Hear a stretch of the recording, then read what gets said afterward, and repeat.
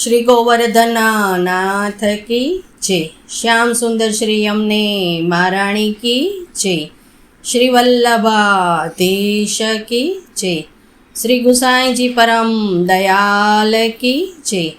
गोपाल लाल प्यारे की जय।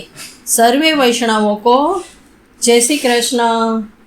स्वसंप्रदायनी भावना प्रमाणे આપણે ત્યાં યમુનાજીએ ગંગાજીને સેવામાં કેવી રીતના અંગીકાર કર્યા એમના વિશેની ભાવના વિશે આજે આપણે સત્સંગ કરીએ છીએ।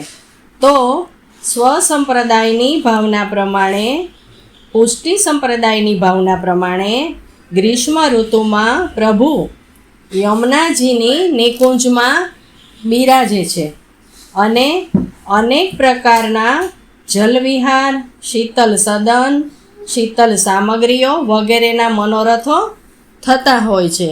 આપણે ગૃહ સેવામાં પણ શીતોપચારની સેવા કરતા હોઈએ છીએ।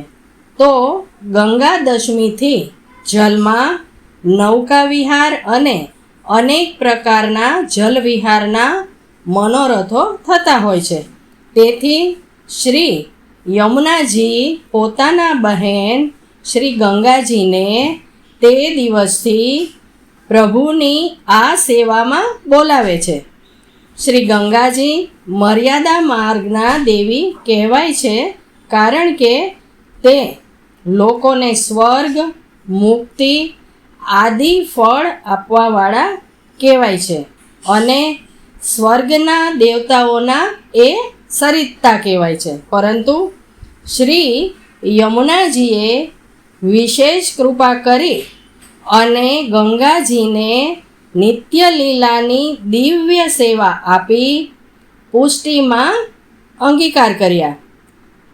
તેથી મંદિરોમાં અને વૈષ્ણવોના ઘરે આ ભાવથી ગંગા દશમી ઉજવવામાં આવે છે।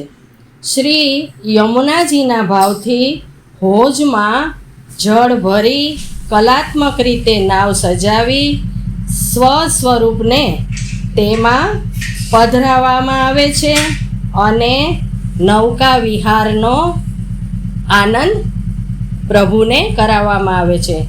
સ્વસંપ્રદાયમાં ગૃહ સેવામાં સર્વે વૈષ્ણવો પ્રભુને નૌકા વિહાર કરાવતા હોય છે અને આ પ્રમાણે શીતલ ભોગ ધરાવવામાં આવે છે। નાવ વિહાર, જળ વિહારના કીર્તનો પણ ગાવામાં આવે છે।